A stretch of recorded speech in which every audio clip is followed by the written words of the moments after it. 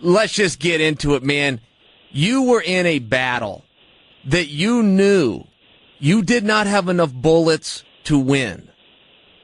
What was that like? And how do you get somebody like you and your teammates to raise their hand and say, put me in, coach, when the odds are so greatly stacked against you, but the mission's got to be done? What is it that makes you and your teammates go, we're the guys, send us in, and whatever happens, happens? I mean, that mindset is very rare, and I thank you tremendously for having it.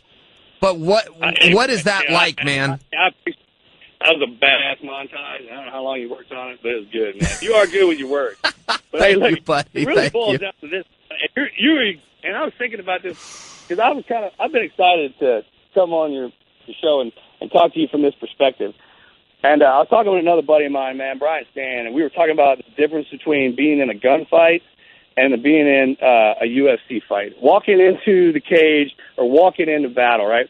And I grew up in the martial arts since I was 7, man, fighting. It was kind of, so you are going to completely understand what I'm saying here. And when people say, it's the guys that go, man, you don't know what it's like being to a UFC fighter. So any dude walks up and goes, hey, being a gunfight, being in a UFC ain't shit compared to being a gunfight. You need to slap that dude right across the mouth, okay? Because he's never been in a fist fight in his life. A fight is a fight, all right? What I kill you with or what we fight with is completely different. When you're walking into the octagon, bro, and this is the reason just regular civilians and everybody surrounds themselves around boxing or anything like that, it's the presence of death, all right? And no matter what that is, if it's there, it doesn't matter what you're killing yourselves with or what you're going to beat yourselves with, right? You go into that ring knowing there is a chance you could die. Yeah, I'm going to tap out, if I get whatever. You know damn good and well you walk in, there's a chance you could die. Especially, and that's the same thing it is going into a gunfight. Every time, man, we literally train, and our minds are so focused on that. So when that battle jumped off, man, I was ready. I mean, I don't have PTSD. I never had any problems with anything I got myself into. I wanted to do it my whole life. Great battles are reserved for great warriors. That's the old saying. I was fortunate enough to be in that operation with those men. I mean, I wasn't the best, but I just trained hard enough to be around the best, man. That was it, bro. And yeah, we were outnumbered, and the thing about SEALs is there's a low number of us, the amount of munitions we carry and the way we were trained to fight, those guys thought normally what they think is that you're in a fight with more than what you got. But the problem was we were compromised earlier by some goat herders, so they knew they had 4 dudes. And once the fight started, and this is what I was asking Brian, because he's been in both. I mean, any of you guys out there are UFC fighters, and if you were wondering if you could handle being in a gunfight, you could. Okay, you can. I'm telling you, you can. All right, and it's just, that's the one thing, man. It's just you trace it back to what guys are cut from. All right, how they're raised and how they feel. And everyone out there, when they hear this, I mean, you're going to know who I'm talking to. You're going to be like, yeah, that's me right there. So we went out, and once it started, man, it was just on. That anticipation of the fight goes away after the first punch is thrown. You know the deal. The hairs go back down, and then you're locked in. But it's that anticipation of it that kind of gets that people think is different. And it is probably because, hey, man, guns and hands. But once it goes, ask anybody who's been in one. Either a fight or a gunfight, man. You're like, after the first bullet or the first punch or something, baby, we was getting down. So that's how it worked. Only problem was we eventually ran out of blood and we ran out of bullets, and they picked us apart one by one. Danny was the first guy to die. I was right there with him. He got shot in the back of the head. Had him on my shoulder. And then we were separated. And then Mike Murphy died after that. The movie Lone Survivor was made after it, so the way he crawled up and was out in the open, that's how he died up on that rock, just like that. And then Matt Axelson and I were last. And then we got hit by an RPG, and we're separated. And then I don't know how he died. I knew how many times he was shot before, but once we were separated, I don't know. So the autopsy is what. So Marcus, the way they redid the scene in the movie was out of autopsy reports and stuff like that, how they thought it would go down. Because the other guys died just because I was right there. I saw it. For the axe, I didn't. So, after that, the movie's an hour, 2 hours long. The gunfight in real life was over 3 hours. That's how long it took to kill us. And then at the end of that, I was the only man left. And boy, I was busted up, man. I was shot, broken bones, fragged from the bottom of my feet, top of my head. I bit my tongue in half and swallowed it. I was out, crushed my face. And I was almost naked. I hadn't talked about this in a while. So I just crawled in. All my maps, med gear, all that stuff's gone, dude. It's been ripped off of me, torn off of me. I mean, hell. So I just kind of buried myself in this shallow little grave. And then, they were crawling all over. They were looking for me. They knew they were missing one. I could hear them celebrating and whatnot. So I didn't move another inch all day.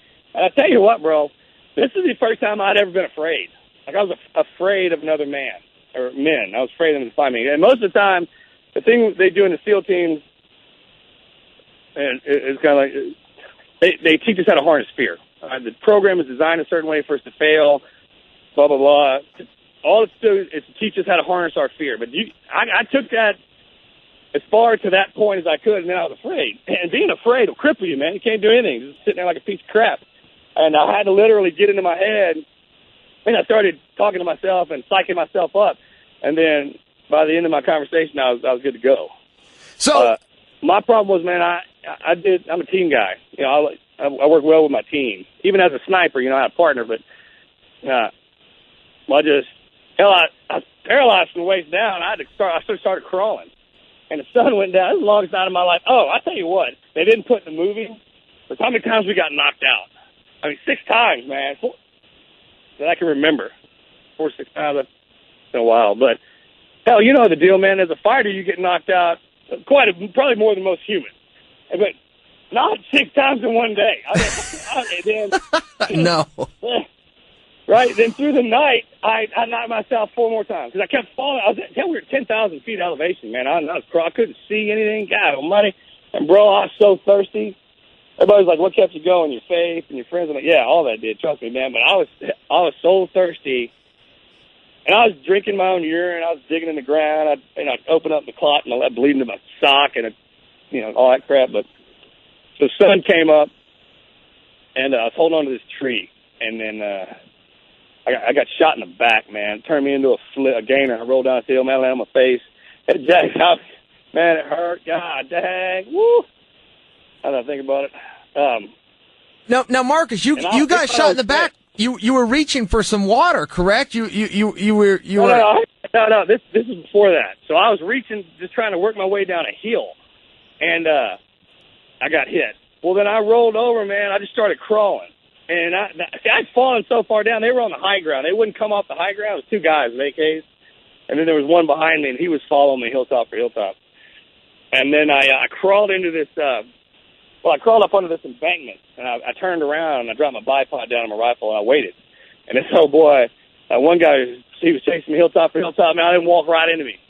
His hands came up on top of that rock, man. He lifted his head up. It was probably 4 feet from me, I guess. And I shot him right in the face. And then his 2 buddies, their high ground turned into my level ground. And I had a frag left, and I came down top of me. I dumped it out, and that was it. But, man, I was dying. I'm a medic, so I knew what was going on. So I just rolled over, and I grabbed a rock. Excuse me. Nothing worked from my chest down. So I grabbed a rock, and I drew a line. I was like, I'm going to crawl that till my feet hit it. And if I'm still alive, I'm going to do it again. Hey, bro, you want to talk about going all the way to the damn baseline? That's all I had, man. Draw a line in the damn dirt. So I started doing that. That was it. And I would fall down a hill. I'd crawl up another hill. And I did that for 7 miles, and I found that waterfall. And that's when I tried to slide down to this doesn't work, by the way, into the river, and I just took off. And I turned upside down, and I flipped into the river, and my knees hit me in the face and knocked me out again. And I came to, I was on this dirt mound, and my rifle was laying over my face. I couldn't throw that thing away, man, I tell you what. But I got 2 sips out of that waterfall. I remember it was the coldest. It was, man, God, it was good. I bet that tasted good. Oh, bro. Yeah. Oh, man. It was so good. And then these 2 guys started screaming at me again. And I remember this first time I was upset. I was angry. I wanted to die right there. I was still thirsty. And I was like, I'll get some water, man. Just let me get some water, and then we'll get into this fight. Well, this is where the villagers found me. So this one guy came over this hill, and he was screaming at me. He's like, American. And I rotated. I was on my knees. I had my gun at my hip, and I don't know why I didn't kill him, man. When he comes to visit, man, every now and again I tease him about this. I'm like, man, I don't know why I didn't kill you, man. He's like, I don't know why I let you live. I'm like, whatever, man. You don't talk about that.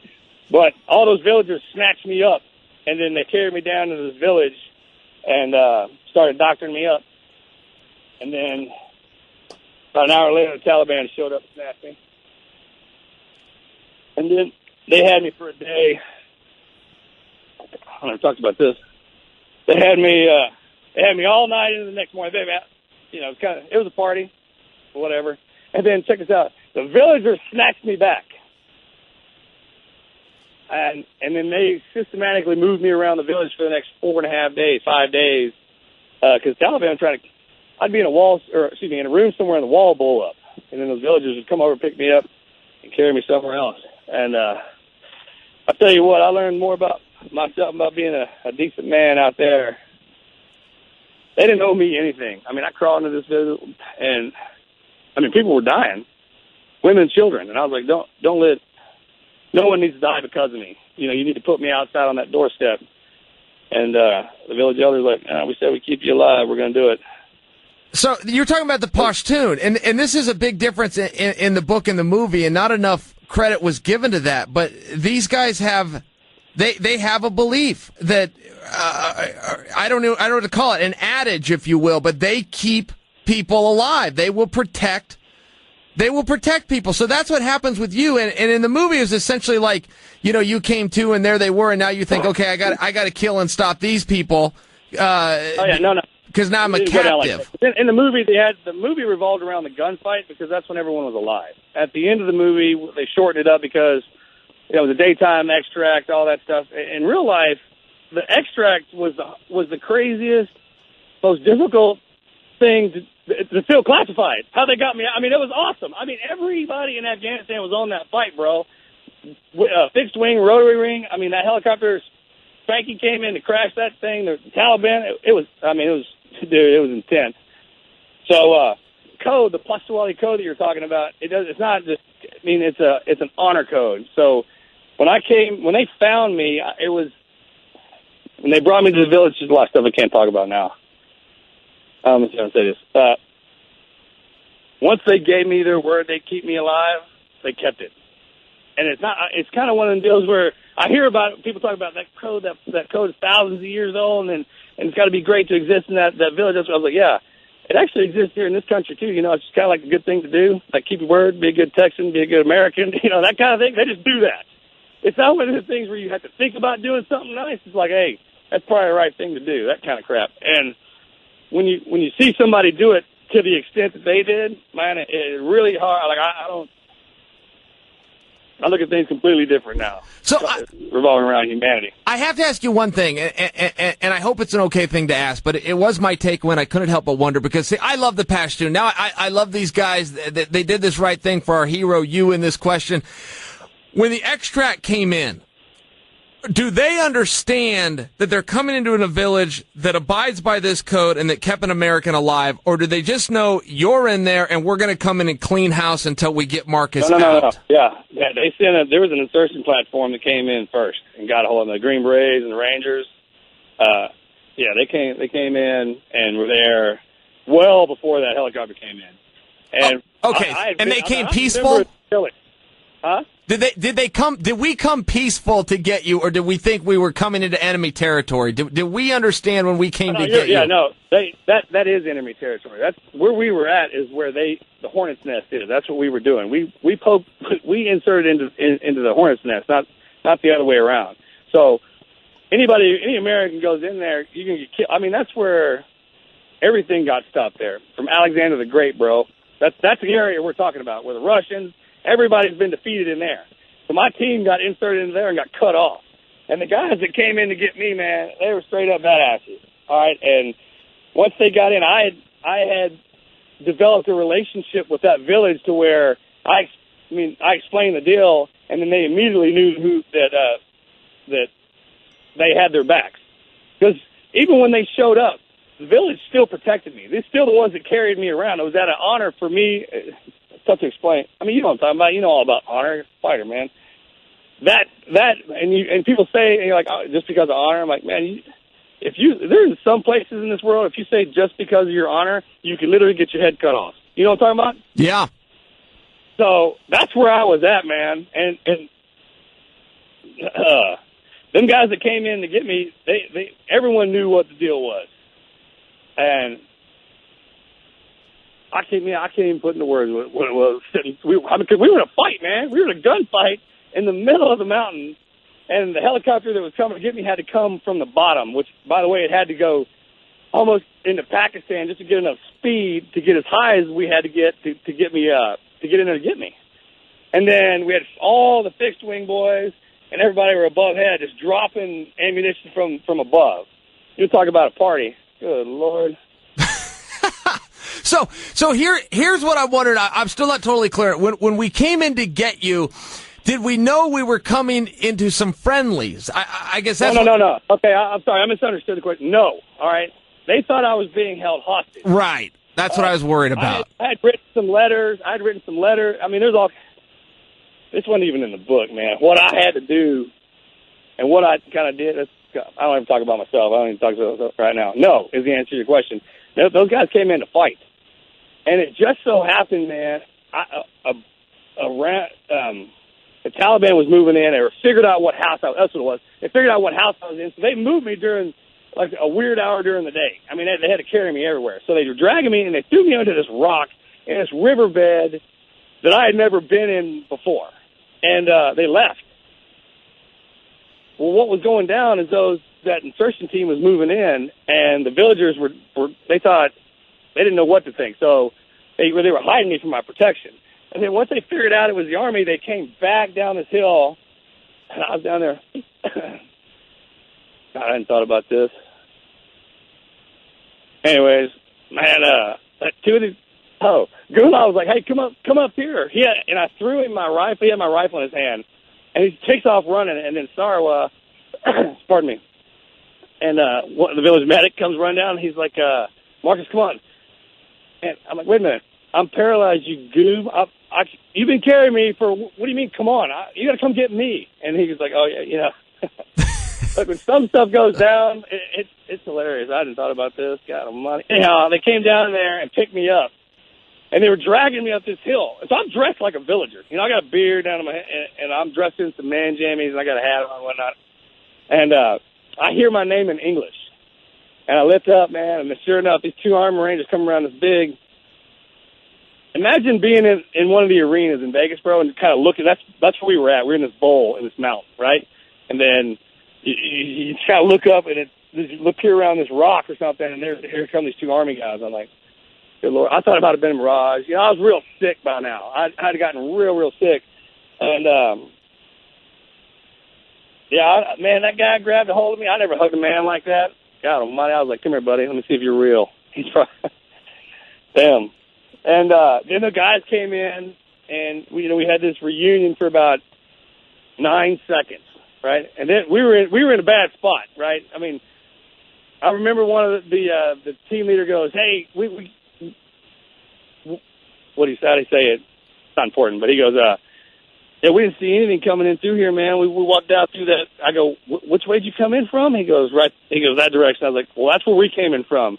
I go, "Wait a minute, how many dudes you got?" And he told me, I was like, "Hey man, we're in trouble, dude. You need to get on the horn. We need to get." I was like, "We are in the middle. Dude, we were in the middle of the matrix, man. The stuff went down while I was in the village, and what I learned, all that was going on out there. I was like, oh my good Lord, I can't talk about it." But anyways, so that's when we got ramped up, and that was in the morning. And then that night is when that helicopter came in to get me. Wow. And you said something earlier.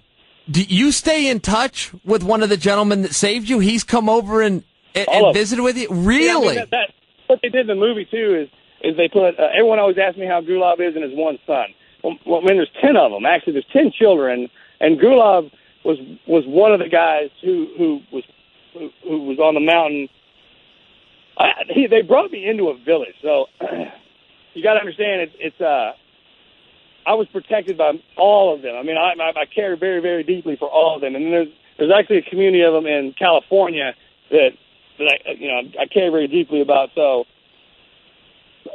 make no mistake, I mean, I caused them a lot of trouble and a lot of grief, but I'm allowed to kind of be a part of that community because of how I carried myself. I don't know if that makes sense to a lot of people, but I kind of think you understand what I'm talking about on that one. Oh, and, I get it fully. I get it fully. I have appreciation to that. I'm so happy that you stayed in contact, and I imagine that's an amazing story because I doubt that they have email and Twitter out there. So, how you guys found each other, I guess, is still up in the air. But no. I mean, it's kind of one of them deals. Remember what I did in the military. Think about that, and then you'll know why I have the capabilities of reaching out there and touching him. Sure. No, I got you. And I did actually think of that. I thought, well, how exactly do these guys come over to the U.S. to get around and all this? And I thought, well, it's Marcus Luttrell. Yeah, he'd probably make a phone call. Yeah, we just don't have teammates in the SEAL teams. You know what I mean? Gotcha.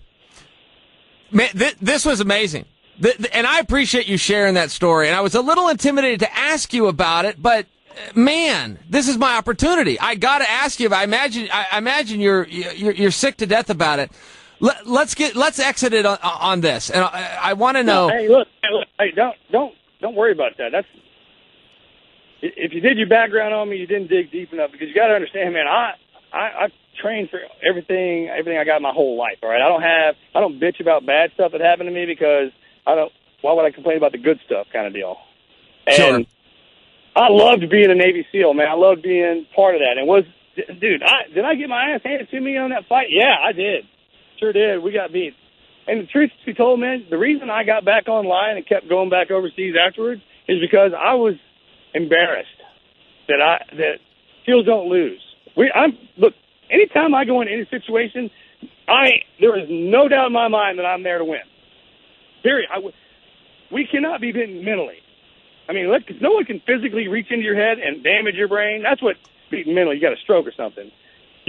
No one should be able to beat you mentally. And after that fight, and we lost all our buddies, the way we do things in the SEAL teams, man, is we mourn their death from the day they died till the day we put them in the ground, and we honor them by getting out and pushing as hard as we can back into the fight again. And that's what I kept doing. And I mean,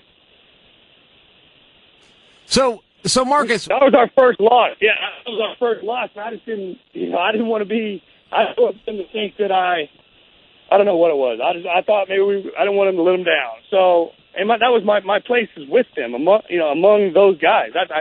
You can call us whatever you want through the dawn of time, man. Spartans, Knights, Gladiators, whatever it is, man. This day and age, they call them Special Forces guys. We all find each other, and they label us however they want to label us, man. But look, it's the act of just being there. And look, man, there is glory in defeat. A gunfight is a gunfight, man. What changes it is who you're there with. All right? There's a little inside story for you. But man, it was my greatest honor to be out there and do all that. And now that I'm home, I have a wife, kids, I'm healthy. I'm on the phone with Chael Sonnen, man. Look, you guys jerk us out of that reality that we're living in while we're over there, while we watch gladiators like you guys fight. I mean, that fires us up. So thanks for all you've done. Hey, and thanks for making the UFC what it was when you were through there, man. I don't know what the numbers were. I didn't talk to Dana or anybody, but I would imagine that when you were out there running your mouth and whipping people's ass, the numbers were up. So you need to coach somebody or – no, wait, never mind. You got somebody back in already. He's badass anyhow. Forgot about him. He's doing a good job. So, yeah. Well, that's nice of you to say, man. I appreciate you following the sport. It was an honor to meet you backstage. I think I was getting ready to get beat up by John Jones, but I remember you came backstage, and it was just a cool thing. I knew your whole story. I'd read the book. I'd seen you on TV. I'd watched the movie a couple of times. And I couldn't share any of that with you because I was I was getting in battle mode myself. But when you walked in that room, I remember it. Yeah, absolutely. I was like, he's fixing to get into a fight. Don't take me back there to get – I mean, come on, man. I mean, he's like, oh, yeah, you're fine. I'm like, that's not how it works, man. You get guys at this level who are ready for a fight like this, they're motivated. They don't need someone that's coming in there and throwing the game off. So, but it was an honor to be back there and to watch you fight, man. A joy. Well, I appreciate that. I appreciate your sacrifices. Chael Sonnen fan. Say that out loud. Oh, well, tell her thank you. Tell her she's got very good taste. I appreciate hearing that. I will, man. I will, bro. Hey, Marcus, get back to the farm work, man. You are awesome. This really has been a pleasure. Thank you for coming on, buddy. Absolutely, brother. Take care. All right, take care.